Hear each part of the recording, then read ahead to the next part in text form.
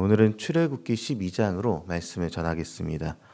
이 세상에는 어려운 일을 당한 사람들이 많습니다. 아프기도 한 경우가 많고 재물로 인해 고통을 당하기도 하면서 억울한 일을 당한 사람들이 많죠. 이는 예수님을 믿는 사람과 믿지 않는 사람 모두 해당하는 일이기도 합니다. 그런데 가만히 들여다보면요, 예수님 믿지 않는 사람의 그 어려움, 가난함이나 아니면 재물이 많지 않아서 오는 고난에는 한 가지 차이가 있습니다. 세상 사람과 똑같은 어려움을 당하지만 그리스도인이 세상에 대하는 태도 자체가 다른 것이죠. 그리스도인은 가진 것이 어쩌면 다른 세상 사람들과 차이가 나서 더 없어 보일지라도 이 세상을 당당하게 살아갑니다. 재산의 유무에 세상을 대한 태도가 달라지는 것이 아니라는 것이죠. 그 이유가 있습니다. 하나님께서 먼저 피값으로 우리의 승리를 사셨기 때문에 그러합니다. 우리 그리스도인이 이 세상에서 어떤 상황에서도 어려워하지 않는 것은 주님이 우리의 승리를 이미 확정해 놓으셨기 때문에 가능하다라는 것이죠. 주님의 승리의 사실은요, 오늘 본문을 통해서 보게 될 이스라엘을 통해서도 알 수 있게 됩니다. 오늘 본문은 크게 두 가지 이야기를 다루고 있습니다. 한 가지는 10번째 심판인 장자의 죽음에 대한 이야기를 다루고 있고요. 또 하나는 광야로 나가는 이스라엘 백성에 대해서 나타내주고 있습니다. 출애굽기 12장 3절에서 5절까지의 표현들을 자세히 살펴보면 회중이라는 표현들이 있는데요. 이 회중에 대한 히브리어 단어 에다를 사용하게 되는데, 이 에다는요, 약속에 의해서 함께 소집된 모임을 가리키고 있는 말입니다. 이것은요, 이스라엘이 하나님의 약속에 의해서 모으신 하나님의 공동체다, 이것을 알려주고 있는 것이죠. 애굽의 노예가 아니라 하나님의 약속을 소유한 공동체다라는 것을 강조하는 표현입니다. 그리고 이 회중의 통치자는 하나님이신 것이죠. 하나님의 회중에게 통치자 되시는 하나님께서 아비벌 10일에 어린 양을 취하라고 여러 번 강조해서 본문에 명령을 해 놓으셨습니다.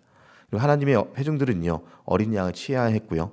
어린 양으로 번역된 히브리어 세은요, 집합 명사라는 것을 사용해서 양이나 혹은 염소 같은 어린 가축들을 가르쳐 주고 있습니다.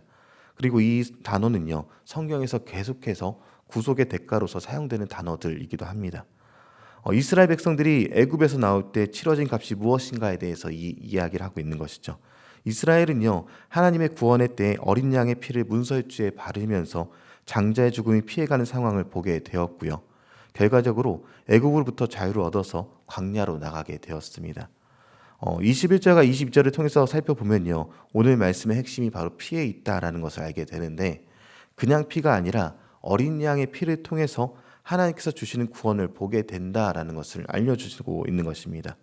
이 바로와 애굽 사람들은요, 하나님의 10번째 심판인 장자의 죽음으로 통곡에 젖어 있을 때 이스라엘의 상황이 있는데요, 어떠한지 한번 보도록 하겠습니다. 노예였던 이들이 거칠은 땅, 이제 메마른 땅이 광야로 나아가게 되게 됩니다. 세상에 풍파 어려움이 가득한 곳, 언제 짐승에게 물려가게 될지, 언제 어떻게 식량을 조달해야 될지 모를 곳으로 가게 되었다는 것이죠. 그런데 이들이 그 광야, 어려워 보이는 땅으로 나갈 때 그냥 나가지 않게 됩니다. 이스라엘 백성들을 이끌어내신 하나님은요, 회중으로 불러주신 하나님은 이들을 그냥 빈손으로 광야로 내모이지 않았다는 것이죠. 37절에 보면 장정만 60만 가량이며 이렇게 수없이 많은 이스라엘을 하나도 놓치지 않고 구별하셔서 이스라엘을 구원하셨던 주님은요, 38절에 보면 수많은 잡족과 양과 소와 심이 많은 가축이 그들과 함께 했다라는 것을 기록해 주고 있으면서 이스라엘이 빈손으로 나가지 않았다라는 것을 기록을 해 놓아서 우리가 주님께서는 어떻게 그들을 구별하여 또 보내주셨는지 알게 됩니다. 하나님이 이스라엘을 그냥 내보내신 것이 아니다, 이 사실이 중요합니다. 그렇다면 이 양과 소와 심이 많은 가축을 이스라엘 손에 들려보내신 이유가 무엇인가? 좀 앞장에 10장 26절에 알려주고 있는데 제가 잠시 읽어드리도록 하겠습니다.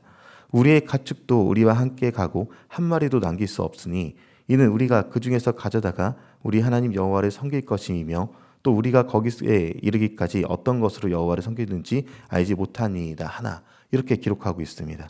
그때 당시에는 우리의 것만이다 라고 했지만 하나님께서는 애굽에게서부터 가축을 빼앗아서 이스라엘에게 들려주시면서 그들이 가는 동안에 살 수 있도록 만들어 주신 것이죠. 이 가축들을 이스라엘 손에 들려보내시면요, 하나님을 예배할 재물을 미리 주셨고 먹고 살 수 있는 양식을 채워주셨다는 것입니다. 우리가 그렇습니다. 하나님께서 우리에게 이 세상이라는 광야길을 걸어가게 하실 때 그냥 세상에 던져놓은 것이 아니라는 것이죠.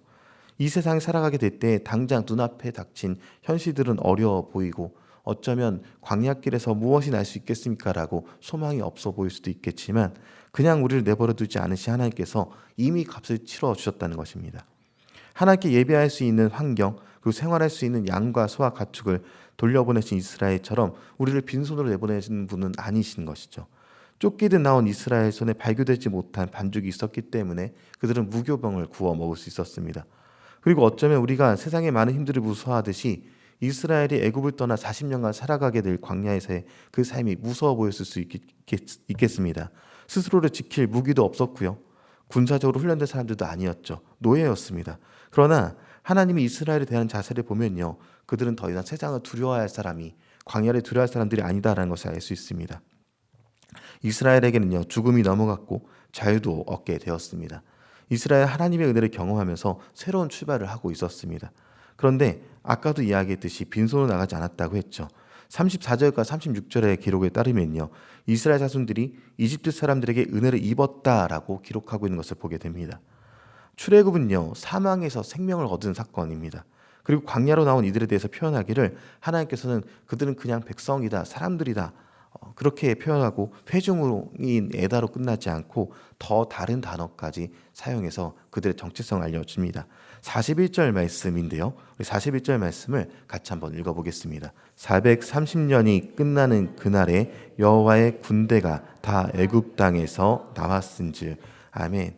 우리가 그렇습니다. 세상의 노예로 살아오다가 겨우 하나님의 은혜를 입어서 그리스도인이 되었는데요. 어쩌면 우리 손에는 그 흔한 쇠붙이도 없고 그러니까 어쩌면 세상 사람들과 겨뤄 싸울 재물도 지식도 인맥도 부족할 수 있다는 것이죠. 세상과 싸울 준비는 나는 안 돼 있을 수 있습니다. 그러나 하나님은요. 이스라엘을 여호와의 군사라고 불러주셨듯이 우리에게도 그대로 말씀해 주십니다. 너희가 하나님께로부터 났고 자유를 얻었으며 승리 이미 치렀다고요. 네, 그리고 승리를 주신 하나님께 우리가 어떻게 반응하면 되는지 고린도전서 15장 57절 말씀 읽어드리겠습니다. 우리 주 예수 그리스도로 말미암아 우리에게 승리를 주신 하나님께 감사하노니. 우리가 할 것은요 감사하기만 하면 됩니다. 하나님께서 말씀하시는 것이죠. 싸움은 내가 할게. 내 힘으로 들고 가서 승리만 가져와 라고 하는 것입니다. 여러분 하나님이 주신 승리에 당당하게 우리가 세상을 향해 나아갈 때입니다. 우리에게 불러주신 하나님의 정체성은 하나님의 군사입니다. 이를 기억하시면서 오늘 험난한 세상이 예상된다면 당당하게 나아가시고요. 또 이미 자유함을 얻어서 있다면 감사함으로 주 앞에 나아가시면 됩니다. 이를 기억하면서 주님께만 소망이 있음을 고백하는 저와 여러분 되길 소망합니다.